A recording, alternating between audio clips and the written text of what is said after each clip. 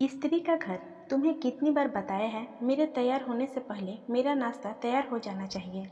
शादी के 25 सालों बाद भी मुझे क्यों बार बार एक ही बात बतानी पड़ती है लता।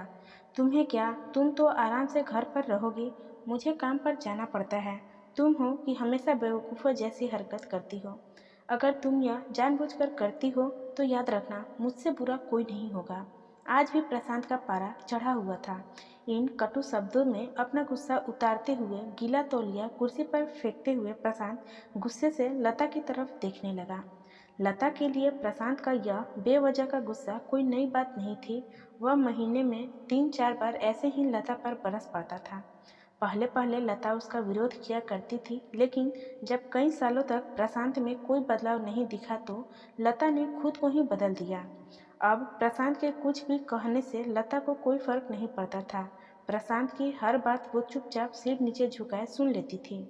शादी के पहले 5 साल तक लता ने पूरी कोशिश की थी कि प्रशांत को बदला जाए, लेकिन फालतू का गुस्सा करना और बाद में लता को भला बुरा कहना यह मानो जैसे उसकी आदत बन गई थी।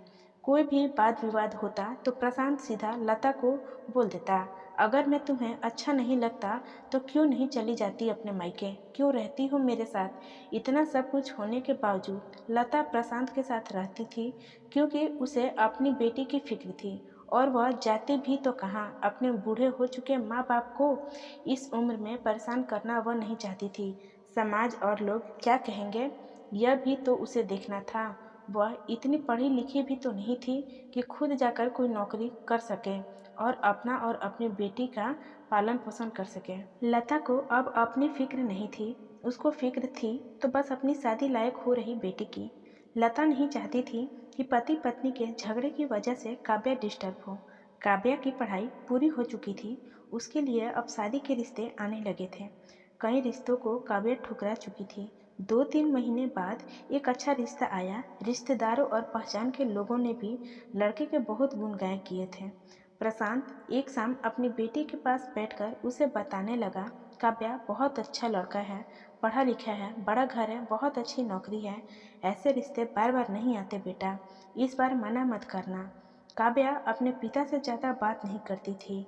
शायद डरती थी या शायद नफरत करती थी, लेकिन आज वो अपनी पूरी हिम्मत इकट्ठा कर बोली, मुझे अभी शादी नहीं करना पापा, मैं नौकरी करना चाहती हूँ, खुद अपने पैरों पर खड़ी होना चाहती हूँ। हाँ तो उसमें क्या बड़ी बात है, मैंने लड़के से बात की है, वह तुम्हें किसी बात के लिए नहीं रोकेगा। तुम शादी के बाद भी नौकरी कर सकती हो, वह तुम्हें नौकरी के लिए परमिशन दे देगा। प्रशांत बोला, मेरा नौकरी करना या ना करना उसकी परमिशन पर क्यों डिपेंड रहेगा पापा। काव्या ने पूछा, मैं कह रहा हूँ ना, तुम्हें किसी भी चीज़ की कमी नहीं होगा वहाँ।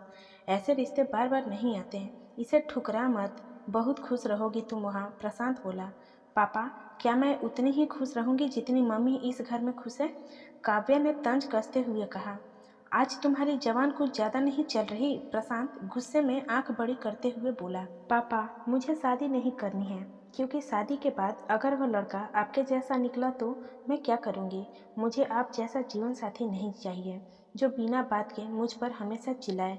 मुझे कुछ भी अपनी पसंद का लेना हो तो 10 बार सोचना पड़े, कहीं वह नाराज ना हो जाए।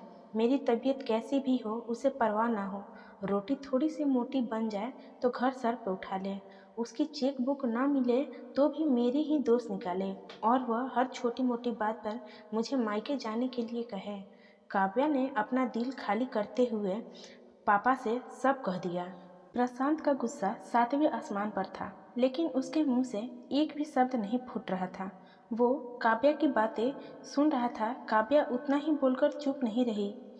आज पहली बार वह अपने पापा के सामने इतना कुछ बोल रही थी। पापा, आपने माँ के साथ हमेशा गलत व्यवहार किया है। आप अपने ऑफिस का गुस्सा बिना सोचे समझे माँ पर उतार देते हैं। कभी इस बात की परवाह भी नहीं करते कि उन्हें कैसा लगता होगा। आपकी बातें सुन सुनकर माँ ने अपना स्वाभिमान खो दिया। प्रशांत आज पहली बार अपने किए बर्ताव को महसूस कर पा रहा था। वो इतना ही बोल पाया, जो तुम्हारा मन है वो करो, मैं तो इतना बुरा हूँ ना। काव्या ने प्रशांत का हाथ पकड़ा और बोली, पापा मुझे सिर्फ एक सवाल का जवाब दे दो, क्या आप चाहोगे कि मेरा पति आपके जैसा हो। अगर आपका जवाब हाँ है तो कर दीजिए मेरा रिश्ता आज ही, और ना हो तो मुझे आत्मनिर्भर बनने दीजिए। प्रशांत कुछ भी ना बोल पाया और वहाँ से चुपचाप बाहर चला गया। आज उसे लता के सामने जाने में शर्म आ रही थी। चलते चलते उसकी आंखों में आंसू बह रहे थे। प्रशांत ने आज से अपने आप को बदलने का निश्चय किया। अगले दिन से लता ने अपने पति के काफ़ी बदलाव देखा।